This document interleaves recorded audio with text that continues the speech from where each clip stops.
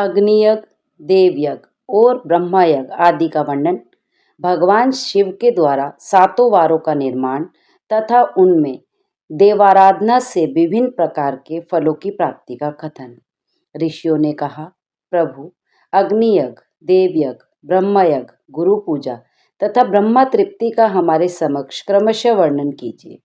इस पर सूत जी बोले, महर्षियों, गृहस्थ पुरुष अग्नि में सायकाल और प्रातःकाल जो चावल आदि द्रव्य की आहुति देता है उसी को अग्नि यज्ञ कहते हैं। जो ब्रह्मचर्य आश्रम में स्थित है उन ब्रह्मचारियों के लिए समिधा का आधान ही अग्नि यज्ञ है। सायकाल अग्नि के लिए दी हुई आहुति संपत्ति प्रदान करने वाली होती है। प्रातःकाल सूर्यदेव को दी हुई आहुति आयु की वृद्धि करने वाली होती है। द्विज को चाहिए कि वह देवताओं की तृप्ति के लिए निरंतर ब्रह्मा यज्ञ करे। वेदों का जो नित्य अध्ययन या स्वाध्याय होता है उसी को ब्रह्मा यज्ञ कहा गया है। प्रातः नित्य कर्म के अंतर्गत सायकाल तक ब्रह्मा यज्ञ किया जा सकता है, उसके बाद रात में इसका विधान नहीं है। महादेव जी ने समस्त लोगों के उपकार के लिए वारों की कल्पना की। वे भगवान शिव संसार रूपी रोगों को दूर करने के लिए वैद्य हैं, सबके ज्ञाता तथा समस्त औषधि के भी औषध हैं। उन भगवान ने पहले अपने वार की कल्पना की जो आरोग्य प्रदान करने वाला होता है। तत्पश्चात अपनी माया शक्ति का वार बनाया जो संपत्ति प्रदान करने वाला है। जन्म काल में दुर्गतिग्रस्त बालक की रक्षा के लिए उन्होंने कुमार के वार की कल्पना की। तत्पश्चात सर्वसमर्थ महादेव जी ने आलस्य और पाप की निवृत्ति तथा समस्त लोगों का हित करने की इच्छा से लोक रक्षक भगवान विष्णु का वार बनाया। इसके बाद सबके स्वामी भगवान शिव ने पुष्टि और रक्षा के लिए आयुकर्ता त्रिलोक सृष्टा परमेष्ठी ब्रह्मा का आयुष्कारक वार बनाया, जिससे संपूर्ण जगत के आयुष्य की सिद्धि हो सके। इसके बाद तीनों लोकों की वृद्धि के लिए पहले पुण्य पाप की रचना हो जाने पर उनके करने वाले लोगों को शुभाशुभ फल देने के लिए भगवान शिव ने इंद्र और यम के वारों का निर्माण किया। ये दोनों वार भोग देने वाले तथा लोगों के मृत्यु भय को दूर करने वाले हैं।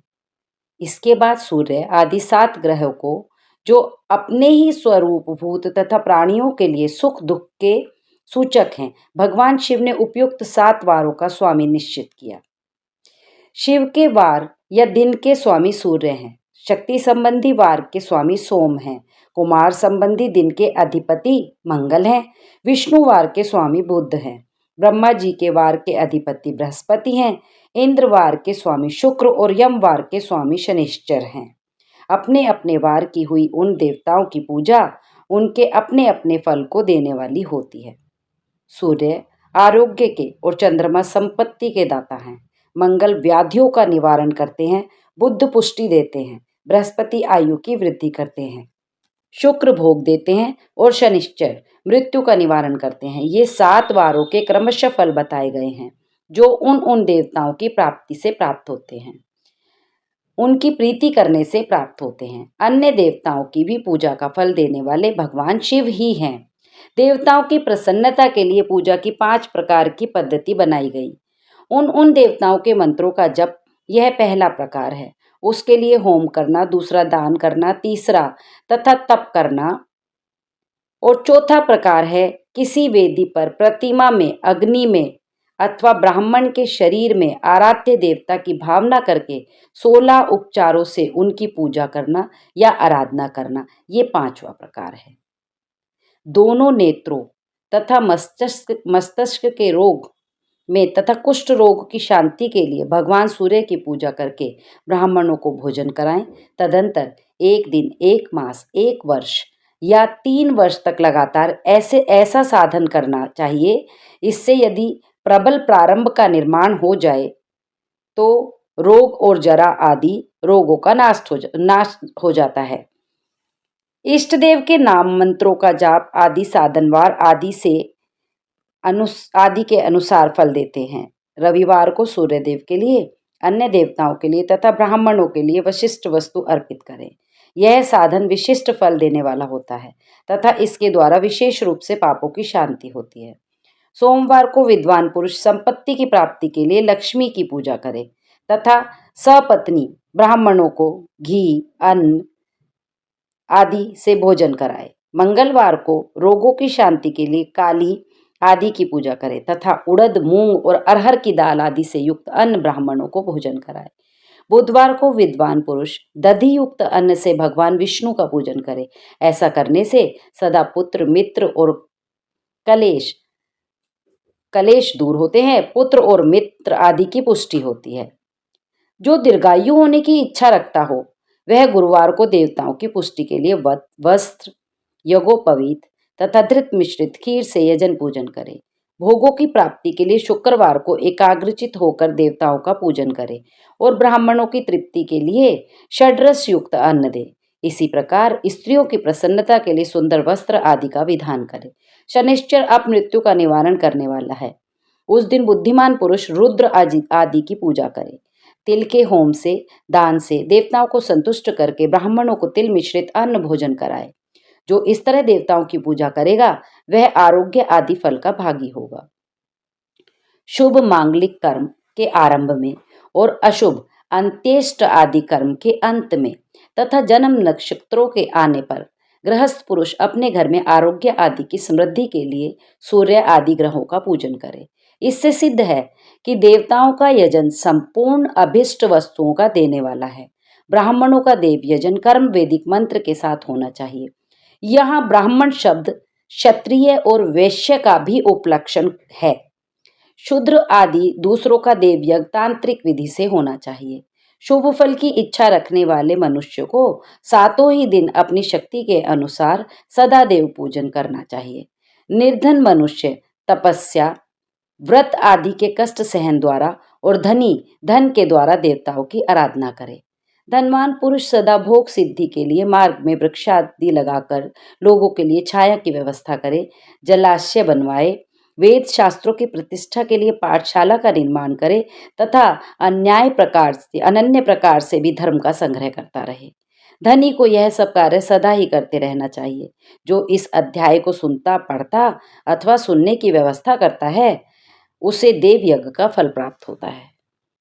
देश काल, पात्र और दान आदि पर विचार। ऋषियों ने कहा, समस्त पदार्थों के ज्ञाताओं में श्रेष्ठ सूत जी, अब आप क्रमशः देश काल आदि का वर्णन करें। इस पर सूत जी बोले, देवालय से भी 10 गुना महत्व रखता है तीर्थ भूमि का तट, इससे भी 10 गुना श्रेष्ठ है नदी का किनारा, उससे भी 10 गुना उत्कृष्ट है तीर्थ नदी का तट और उससे भी 10 गुना महत्व रखता है सप्त गंगा नामक नदियों का तीर्थ। गंगा, गोदावरी, कावेरी, ताम्रपर्णी, सिंधु, सरयू और नर्मदा, इन सातों नदियों को सप्त गंगा कहा गया है। समुद्र के तट का स्थान इनसे भी 10 गुना पवित्र माना गया है और पर्वत के शिखर का प्रदेश समुद्र तट से भी 10 गुना पावन है। सबसे अधिक महत्व का वह स्थान जानना चाहिए जहां मन लग जाए। यहाँ तक देश का वर्णन हुआ। अब काल का तारतम्य बताया जाता है। सतयुग में यज्ञ, दान आदि कर्म पूर्ण फल देने वाले होते हैं, ऐसा जानना चाहिए। त्रेता युग में उसका 3/4 फल मिलता है और द्वापर में सदा आधे ही फल की प्राप्ति कही गई है। कलयुग में 1/4 ही फल की प्राप्ति समझनी चाहिए और आधा कलयुग बीतने पर उस चौथाई फल में से भी 1/4 कम हो जाता है। शुद्ध अंतःकरण वाले पुरुष को शुद्ध एवं पवित्र दिन सम फल देने वाला होता है। विद्वान ब्राह्मणों, सूर्य संक्रांति के दिन किया हुआ सत्कर्म पूर्वोक्त शुद्ध दिन की अपेक्षा 10 गुना फल देने वाला होता है। उससे भी 10 गुना मकर संक्रांति में और उससे भी 10 गुना चंद्र ग्रहण में किए हुए पुण्य का महत्व होता है। सूर्य ग्रहण का समय सबसे उत्तम होता है। उसमें किए हुए पुण्य कर्म का फल चंद्र ग्रहण से भी अधिक और पूर्ण मात्रा में होता है। सूर्य ग्रहण का समय रोग प्रदान करने वाला होता है, अतः उस विष की शांति के लिए उस समय दान, स्नान और जप करें। जिसने 24 लाख गायत्री का जप कर लिया हो वह ब्राह्मण भी पूजा का उत्तम पात्र है। वह संपूर्ण फलों और भोगों को देने में समर्थ है। जो पतन से त्राण करता अर्थात नरक में गिरने से बचाता है, उसके लिए इसी गुण के कारण शास्त्र में पात्र शब्द का प्रयोग होता है। वह दाता का पातक से त्राण करने के कारण पात्र कहलाता है। गायत्री अपने गायक का पतन से त्राण करती है, इसीलिए वह गायत्री कहलाती है। जैसे इस लोक में जो धनहीन है वह दूसरे को धन नहीं देता, जो यहाँ धनवान है वही दूसरे को धन दे सकता है, उसी तरह जो स्वयं शुद्ध और पवित्र आत्मा है वही दूसरे मनुष्य को त्राण या उद्धार कर सकता है। जो गायत्री का जप करके शुद्ध हो गया है वही शुद्ध ब्राह्मण कहलाता है। इसलिए दान, जप, होम और पूजा सभी कर्मों के लिए वही शुद्ध पात्र है। ऐसा ब्राह्मण ही दान तथा रक्षा करने की पात्रता रखता है। स्त्री हो या पुरुष, जो भी भूखा हो वही अन्नदान का पात्र है। जिसको जिस वस्तु की इच्छा हो उसे वह वस्तु बिना मांगे ही दे दी जाए तो दाता को उस दान का पूरा पूरा फल प्राप्त होता है। ऐसी महर्षियों की मान्यता है। जो सवाल या याचना करने के बाद दिया गया हो वह धन या दान आधा ही फल देने वाला बताया गया है। अपने सेवक को दिया हुआ दान 1/4 फल देने वाला होता है। विप्रवरो, जो जाति मात्र से ब्राह्मण है और दीनता पूर्ण वृत्ति से जीवन बिताता है, उसे दिया हुआ धन का दान दाता को इस भूतल पर 10 वर्षों तक भोग प्रदान करने वाला होता है। वही दान यदि वेदवत्ता ब्राह्मण को दिया जाए तो वह स्वर्गलोक में देवताओं के वर्ष से 10 वर्षों तक दिव्य भोग देने वाला होता है। गुरु दक्षिणा में प्राप्त हुआ अन्न धन शुद्ध द्रव्य कहलाता है। उसका दान दाता को पूर्ण फल देने वाला बताया गया है। क्षत्रियों को शौर्य से कमाया हुआ, वैश्य को व्यापार से कमाया हुआ और शूद्रों को सेवा वृत्ति से प्राप्त किया हुआ धन भी उत्तम द्रव्य कहलाता है। धर्म की इच्छा रखने वाली स्त्रियों को जो धन पिता एवं पति से मिला हुआ हो उनके लिए वह उत्तम द्रव्य है। गो आदि 12 वस्तुओं का चैत्र आदि 12 महीनों में क्रमशः दान करना चाहिए। गो, भूमि, तिल, स्वर्ण, घी, वस्त्र, धान्य, गुड़, चांदी, नमक, कोहड़ा और कन्या, ये ही वे 12 वस्तुएं हैं। इनमें गोदान से कायिक, वाचिक और मानसिक पापों का निवारण तथा कायिक आदि पुण्य कर्मों की पुष्टि होती है। विद्वान पुरुष को चाहिए कि जिन वस्तुओं से श्रवण आदि इंद्रियों की तृप्ति होती हो उसका सदा दान करे। तपस्या और दान, ये 2 कर्म मनुष्य को सदा करने चाहिए तथा ऐसे ग्रह का दान करना चाहिए जो अपने वर्ण, चमक दमक या सफाई और गुण, सुख सुविधा से सुशोभित हो। बुद्धिमान पुरुष देवताओं की तृप्ति के लिए जो कुछ देते हैं वह अतिशय मात्रा में और सब प्रकार के भोग प्रदान करने वाला होता है। उस दान से विद्वान पुरुष इहलोक और परलोक में उत्तम जन्म और सदा सुलभ होने वाला भोग पाता है। ईश्वरार्पण बुद्धि से यज्ञ, दान आदि कर्म करके मनुष्य मोक्ष फल का भागी होता है। ऋषियों ने कहा, साधु शिरोमणे, अब आप पार्थिव प्रतिमा की पूजा का विधान बताइए जिससे समस्त अभिष्ट वस्तुओं की प्राप्ति होती है। सूत जी बोले, महर्षियों, तुम लोगों ने बहुत उत्तम बात पूछी। पार्थिव प्रतिमा का पूजन सदा संपूर्ण मनोरथ को देने वाला है तथा दुख का तत्काल निवारण करने वाला है। पृथ्वी आदि की बनी हुई देव प्रतिमाओं की पूजा इस भूतल पर अभिष्टदायक मानी गई है। निश्चय ही इसमें पुरुषों का और स्त्रियों का भी अधिकार है। गणेश, सूर्य, विष्णु, दुर्गा और शिव की प्रतिमा का, शिव का एवं शिवलिंग का द्विज को सदा पूजन करते रहना चाहिए।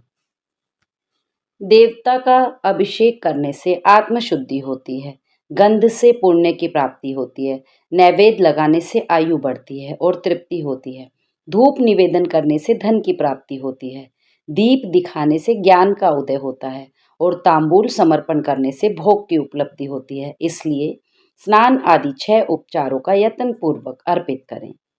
नमस्कार और जप, ये दोनों संपूर्ण अभिष्ट फल को देने वाले हैं। इसलिए भोग और मोक्ष की इच्छा रखने वाले लोगों को पूजा के अंत में सदा ही जप और नमस्कार करने चाहिए। अब मैं देव पूजा से प्राप्त होने वाले विशेष फलों का वर्णन करता हूँ। विघ्नराज गणेश की पूजा से भूलोक में उत्तम अभिष्ट वस्तु की प्राप्ति होती है। शुक्रवार को श्रावण और भाद्रपद मास के शुक्ल पक्ष की चतुर्थी को और पौष मास के शतभिषा नक्षत्र के आने पर विधि पूर्वक गणेश जी की पूजा करनी चाहिए। विभिन्न वारों में की हुई शिव आदि की पूजा को आत्मशुद्धि प्रदान करने वाली समझना चाहिए। वार, दिन, तिथि, नक्षत्र और योगों का आधार है, समस्त कामनाओं को देने वाला है उसमें वृद्धि और क्षय नहीं होता, इसलिए उसे पूर्ण ब्रह्म स्वरूप मानना चाहिए। सूर्योदय से काल से लेकर सूर्य उदय काल आने तक एक बार की स्थिति मानी गई है, जो ब्राह्मण आदि सभी वर्णों के कर्मों का आधार है। अर्थात जो अगला दिन माना जाता है वो सूर्य उदय काल से और अगले आने वाले दिन के सूर्य उदय काल तक माना जाता है। वेदों में पूजा शब्द के अर्थ की इस प्रकार योजना की गई है।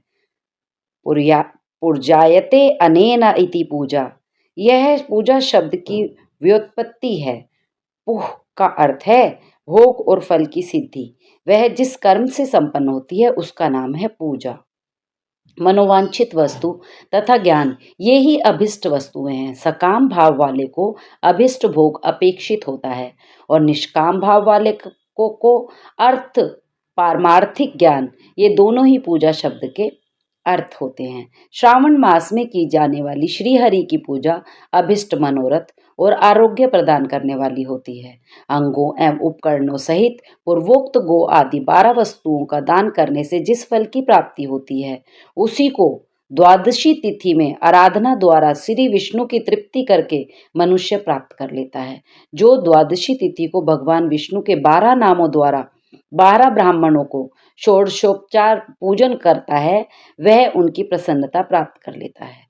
कर्क की संक्रांति से युक्त श्रावण मास में नवमी तिथि को मृगशीर नक्षत्र के योग में अंबिका का पूजन करना चाहिए। वे संपूर्ण मनोवांछित भोगों और फलों को देने वाली हैं। ऐश्वर्य की इच्छा रखने वाले पुरुष को उस दिन अवश्य उनकी पूजा करनी चाहिए। शिव पूजा का विशेष महत्व माना गया है। माघ कृष्ण चतुर्दशी को ही जो शिव जी की पूजा करता है वह पूजा संपूर्ण अभिष्ट फलों को देने वाली होती है। वह मनुष्य की आयु बढ़ाती है, मृत्यु कष्ट को दूर हटाती है और समस्त सिद्धियों को प्राप्त कराती है। कार्तिक मास में प्रत्येक वार और तिथि आदि में महादेव जी का पूजन का विशेष महत्व है। कार्तिक मास आने पर विद्वान पुरुष दान, तप, होम, जप और आदि नियम आदि के द्वारा समस्त देवताओं का षोडशोपचारों से पूजन करे। उस पूजन में देव प्रतिमा, ब्राह्मण तथा मंत्रों का उपयोग आवश्यक है। ब्राह्मणों को भोजन कराने से भी वह पूजन कर्म संपन्न होता है। पूजक को चाहिए कि वह कामनाओं को त्याग कर पीड़ा रहित अर्थात शांत हो देवाराधना में तत्पर रहे। पोष मास में पूरे महीने भर जितेंद्रिय और निराहार रहकर द्विज प्रातः काल से मध्याह्न काल तक वेद माता गायत्री का जाप करे। तत्पश्चात रात को सोने के समय तक पंचाक्षर आदि मंत्रों का जप करे। ऐसा करने वाला ब्राह्मण ज्ञान पाकर शरीर छूटने के बाद मोक्ष प्राप्त कर लेता है। सारा चराचर जगत बिंदु नाद स्वरूप है। बिंदु शक्ति है और नाद शिव। इस तरह यह जगत शिव शक्ति स्वरूप ही है। देवी उमा जगत की माता हैं और भगवान शिव जगत के पिता। जो इनकी सेवा करता है उस पुत्र पर इन दोनों माता पिता की कृपा नित्य अत्यधिक बढ़ती रहती है। जीव का शरीर जन्म काल से ही जीर्ण 6 भाव विकारों से युक्त है। जन्म काल से ही वह जीर्ण होने लगता है, इसलिए उसे जीव संज्ञा दी गई है। जो जन्म लेता है और विविध पाशों द्वारा तनाव अर्थात बंधन में पड़ता है उसका नाम जीव है। प्रणव के 2 भेद बताए गए हैं, स्थूल और सूक्ष्म। ओम सूक्ष्म प्रणव और नमः शिवाय स्थूल प्रणव। जीवन मुक्त पुरुष के लिए सूक्ष्म प्रणव के जप का विधान है। सूक्ष्म प्रणव के भी ह्रस्व और दीर्घ के भेद से 2 रूप जानने चाहिए। अ शिव है, ओ शक्ति है और मकार इन दोनों की एकता, त्रितत्व रूप। प्रवृत्त पुरुषों को ह्रस्व प्रणव का ही जप करना चाहिए और निवृत्त पुरुषों को दीर्घ प्रणव का। प्रणव का 9 करोड़ जप करने से मनुष्य शुद्ध हो जाता है। 108 करोड़ प्रणव का जप करके उत्कृष्ट बोध को प्राप्त हुआ पुरुष शुद्ध योग का लाभ करता है। शुद्ध योग से युक्त होने पर वह जीवन मुक्त हो जाता है। सदा प्रणव का जप और प्रणव रूपी शिव का ध्यान करते करते समाधि में स्थित हुआ महायोगी पुरुष साक्षात शिव ही है। जो धन आदि वैभवों से पूजा सामग्री का संचय करके हाथ आदि अंगों से नमस्कार आदि क्रिया करते हुए इष्ट देव की पूजा में लगा रहता है, वह क्रिया योगी कहलाता है। पूजा में संलग्न रहकर जो परिमित भोजन करता, ब्रह्म इंद्रियों को जीत कर वश में किए रहता और मन को भी वश में करके परद्रोह आदि से दूर रहता है, वह तपोयोगी कहलाता है।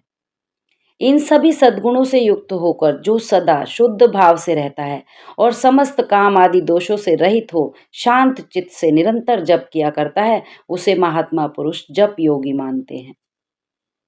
साधक को चाहिए कि वह 5 लाख जप करने के बाद भगवान शिव की प्रसन्नता के लिए महाअभिषेक एवं नैवेद्य निवेदन करके शिव भक्तों का पूजन करे। भक्त की पूजा से भगवान शिव बहुत प्रसन्न होते हैं। शिव और उनके भक्त में कोई भेद नहीं है, वह साक्षात शिव स्वरूप ही है। शिव स्वरूप मंत्र को धारण करके वह शिव ही हो गया रहता है। शिव भक्त का शरीर शिव रूप ही है, अतः उसकी सेवा में तत्पर रहना चाहिए जो शिव के भक्त हैं और वे लोक और वेद की सारी क्रियाओं को जानते हैं। जो जितना जितना शिव मंत्र का जाप कर लेता है, उसके शरीर को उतना शिव का सामीप्य प्राप्त होता जाता है, इसमें कोई संशय नहीं। शिव भक्त स्त्री का रूप देवी पार्वती का ही स्वरूप है। वह जितना मंत्र जपती है, उसे उतना ही देवी का सानिध्य प्राप्त होता है। ऋषि बोले, सर्वज्ञों में श्रेष्ठ सूत जी, बंधन और मोक्ष का स्वरूप क्या है? इस पर सूत जी ने कहा, जो प्रकृति आदि 8 बंधनों से बंधा हुआ है, वह जीवबद्ध कहलाता है और जो उन 8 बंधनों से छूटा हुआ है, उसे मुक्त कहते हैं। प्रकृति आदि को वश में कर लेना मोक्ष कहलाता है। बंधन आगंतुक है और मोक्ष स्वतः सिद्ध है। बुद्ध जीव जब बंधन से मुक्त हो जाता है, तब उसे मुक्त जीव कहते हैं। जीव को उसके प्रारब्ध कर्मानुसार सुख दुख प्राप्त होते हैं। वह अपने पुण्य कर्मों के फलस्वरूप सुख और पाप कर्मों के फलस्वरूप दुख का उपभोग करता है। अतः कर्म पाश से बंधा हुआ जीव अपने त्रिविध शरीर से होने वाले शुभाशुभ कर्मों द्वारा सदा चक्र की भांति बारंबार घुमाया जाता है। इस चक्रवत भ्रमण की निवृत्ति के लिए चक्रकर्ता का स्तवन एवं आराधना करनी चाहिए। यदि कहें शिव तो परिपूर्ण है, निष्प्रह है, उनकी पूजा कैसे हो सकती है, तो इसका उत्तर यह है कि भगवान शिव के उद्देश्य से उनकी प्रसन्नता के लिए किया हुआ सत्कर्म उनके कृपा प्रसाद को प्राप्त करने वाला होता है। शिवलिंग में शिव की प्रतिमा में तथा शिव भक्त जनों में शिव की भावना करके उनकी प्रसन्नता के लिए पूजा करनी चाहिए। वह पूजन शरीर से, मन से, वाणी से और धन से भी किया जा सकता है। इस पूजा से महेश्वर शिव जो प्रकृति से परे हैं, आप पूजक पर विशेष कृपा करते हैं। परमेश्वर शिव की कृपा से जब कर्म जनित शरीर अपने वश में हो जाता है, तब भगवान शिव के लोक में निवास का सौभाग्य प्राप्त होता है। इसी को सालोक्य मुक्ति कहते हैं। चरलिंगों में सबसे प्रथम रसलिंग का वर्णन किया जाता है। रसलिंग ब्राह्मणों को उनकी सारी अभिष्ट वस्तुओं को देने वाला है। शुभ कारक बाणलिंग क्षत्रियों को महान राज्य की प्राप्ति कराने वाला है। स्वर्णलिंग वेश्यों को महाधनपति का पद प्रदान करने वाला है तथा सुंदर शिवलिंग शूद्रों को महाशुद्धि देने वाला है।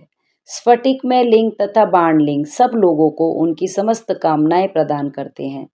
अपना ना हो तो दूसरे का स्फटिक या बाणलिंग भी पूजा के लिए निषिद्ध नहीं है। स्त्रियों विशेषतः सद्भावों के लिए पार्थिव लिंग की पूजा का विधान है। प्रवृत्ति मार्ग में स्थित विधवाओं के लिए स्फटिक लिंग की पूजा बताई गई, परंतु विरक्त विधवाओं के लिए रसलिंग की पूजा को ही श्रेष्ठ कहा गया है। उत्तम व्रत का पालन करने वाले महर्षियों बचपन में, जवानी में और बुढ़ापे में भी शुद्ध स्फटिक में शिवलिंग का पूजन स्त्रियों को समस्त भोग प्रदान करने वाला है। ग्रहासक्त स्त्रियों के लिए पीठ पूजा भूतल पर संपूर्ण अभिष्ट को देने वाली है। विभूति 3 प्रकार की बताई गई है, लोकाग्नि जनित, वेदाग्नि जनित और शिवाग्नि जनित। लोकाग्नि जनित या लौकिक भस्म को दिव्य द्रव्यों की शुद्धि के लिए लाकर रखें। मिट्टी, लकड़ी और लोहे के पात्रों की, धान्यों की, तिल आदि द्रव्यों की, वस्त्र आदि की तथा पुरुषोचित वस्तुओं की भस्म से शुद्धि होती है। कुत्ते आदि से दूषित हुए पात्रों की भी भस्म से शुद्धि मानी जाती है।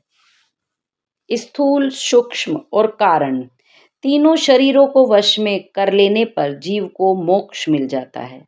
माया चक्र के निर्माता भगवान शिव ही परम कारण हैं। वे अपनी माया के दिए हुए द्वंद्व का स्वयं ही परिमार्जन करते हैं। अतः शिव के द्वारा कल्पित हुआ द्वंद्व उन्हीं को समर्पित कर देना चाहिए। ओम हराय नमः का उच्चारण करके पार्थिव लिंग बनाने के लिए मिट्टी लाएं।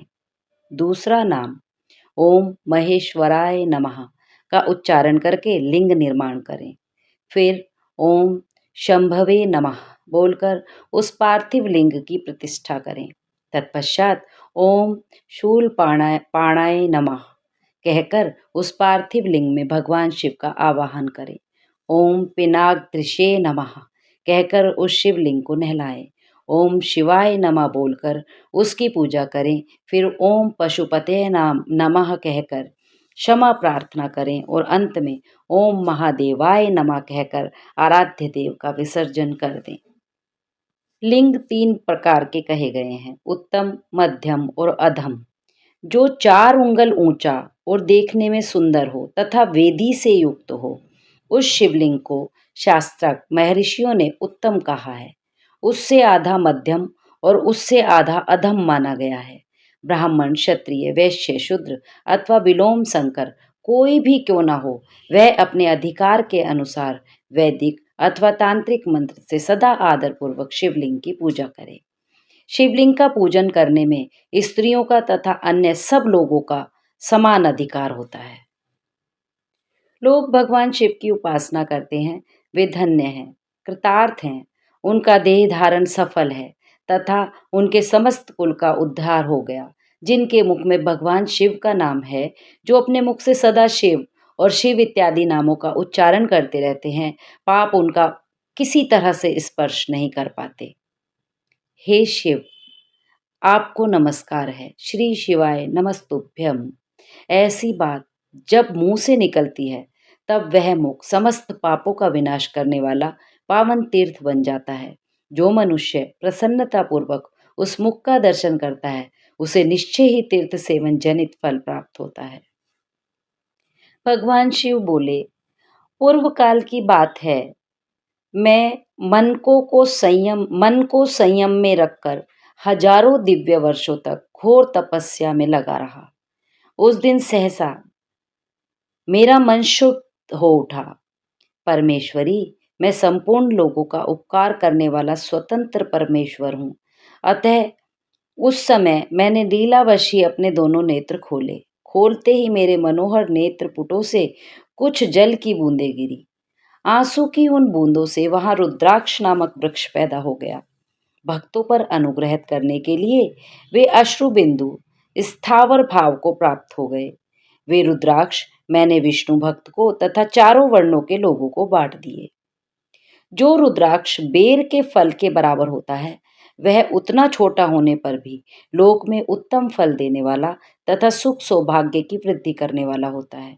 जो रुद्राक्ष आंवले के फल के बराबर होता है, वह समस्त अरिष्टों का विनाश करने वाला होता है तथा जो गुंजा फल के समान बहुत छोटा होता है, वह संपूर्ण मनोरथों और फलों की सिद्धि करने वाला है।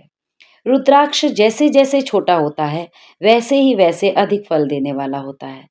एक एक बड़े रुद्राक्ष से एक एक छोटे रुद्राक्ष को विद्वानों ने 10 गुना अधिक फल देने वाला बताया है। पापों का नाश करने के लिए रुद्राक्ष धारण करना आवश्यक बताया गया है।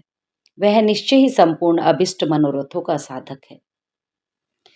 सिर पर ईशान मंत्र से, कान में तत्पुरुष मंत्र से और गले में हृदय में अघोर मंत्र से रुद्राक्ष धारण करना चाहिए। विद्वान पुरुष दोनों हाथों में अघोर बीज मंत्र से रुद्राक्ष धारण करें। उदर पर वामदेव मंत्र से 15 रुद्राक्षों द्वारा गुथी हुई माला धारण करें अथवा अंगों सहित प्रणव का 5 बार जाप करके रुद्राक्ष की 3, 5 या 7 मालाएं धारण करें। अथवा मूल मंत्र नमः शिवाय से ही समस्त रुद्राक्षों को धारण करे। रुद्राक्षधारी पुरुष अपने खान पान में मदिरा, मांस, लहसुन, प्याज, सहीजन, लिसोड़ा आदि को त्याग दे। एक मुख वाला रुद्राक्ष साक्षात शिव का स्वरूप है। वह भोग और मोक्ष रूपी फल प्रदान करता है। जहाँ रुद्राक्ष की पूजा होती है, वहां से लक्ष्मी कभी दूर नहीं जाती। उस स्थान के सारे उपद्रव नष्ट हो जाते हैं तथा वहां रहने वाले लोगों की संपूर्ण कामनाएं पूर्ण होती हैं। दो मुख वाला रुद्राक्ष देव देवेश्वर कहा गया है। वह संपूर्ण कामनाओं और फलों को देने वाला है। तीन मुख वाला रुद्राक्ष सदा साक्षात साधन का फल देने वाला है। उसके प्रभाव से सारी विद्याएं प्रतिष्ठित होती हैं। चार मुख वाला रुद्राक्ष साक्षात ब्रह्मा का रूप है। वह दर्शन और स्पर्श से शीघ्र ही धर्म, अर्थ, काम और मोक्ष इन चारों पुरुषार्थों को देने वाला है। पांच मुख वाला रुद्राक्ष साक्षात कालाग्नि रुद्र रूप है। वह सब कुछ करने में समर्थ है, सबको मुक्ति देने वाला तथा संपूर्ण मनोवांछित फल प्रदान करने वाला है। पंचमुख रुद्राक्ष समस्त पापों को दूर कर देता है। छह मुखों वाला रुद्राक्ष कार्तिकेय का स्वरूप है। यदि दाहिनी बाह में उसे धारण किया जाए तो धारण करने वाला मनुष्य ब्रह्म हत्या आदि पापों से मुक्त हो जाता है। इसमें कोई संशय नहीं। महेश्वरी सात मुख वाला रुद्राक्ष अनंग स्वरूप तथा अनंग नाम से ही प्रसिद्ध है। देवेशी, उसको धारण करने से दरिद्र भी ऐश्वर्यशाली हो जाता है। आठ मुख वाला रुद्राक्ष अष्टमूर्ति भैरव रूप है। उसको धारण करने से मनुष्य पूर्णायु होता है और मृत्यु के बाद शूलधारी शंकर हो जाता है। नौ मुख वाले रुद्राक्ष को भैरव तथा कपिल मुनि का प्रतीक माना गया है अथवा नौ रूप धारण करने वाली महेश्वरी दुर्गा उसकी अधिष्ठात्री देवी मानी गई है। जो मनुष्य भक्ति परायण होकर अपने बाएं हाथ में नवमुख रुद्राक्ष को धारण करता है, वह निश्चय ही मेरे समान सर्वेश्वर हो जाता है। इसमें कोई संशय नहीं। महेश्वरी 10 मुख वाला रुद्राक्ष साक्षात भगवान विष्णु का रूप है। उसको धारण करने से मनुष्य की संपूर्ण कामनाएं पूर्ण हो जाती है। 11 मुख वाला रुद्राक्ष रुद्र रूप है। उसको धारण करने से मनुष्य सर्वत्र विजयी रहता है।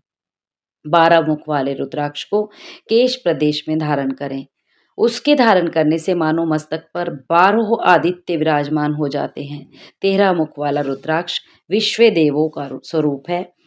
उसको धारण करके मनुष्य संपूर्ण अभिष्टों को पाता है तथा सौभाग्य और मंगल लाभ करता है। 14 मुख वाला जो रुद्राक्ष है वह परम शिव रूप है। उसे भक्ति पूर्वक मस्तक पर धारण करें। इससे समस्त पापों का नाश हो जाता है। रुद्राक्षमाला धारण करने वाले पुरुष को देखकर भूत, प्रेत, पिशाच, डाकिनी, शाकिनी तथा अन्य द्रोहकारी राक्षस जो भी हैं, वे सब के सब दूर भाग जाते हैं। यह संहिता संपूर्ण सिद्धियों को देने वाली तथा भगवान शिव की आज्ञा से नित्य मोक्ष प्रदान करने वाली है। विद्वेश्वर संहिता संपूर्ण। ओम नमः पार्वती पतये। हर हर महादेव।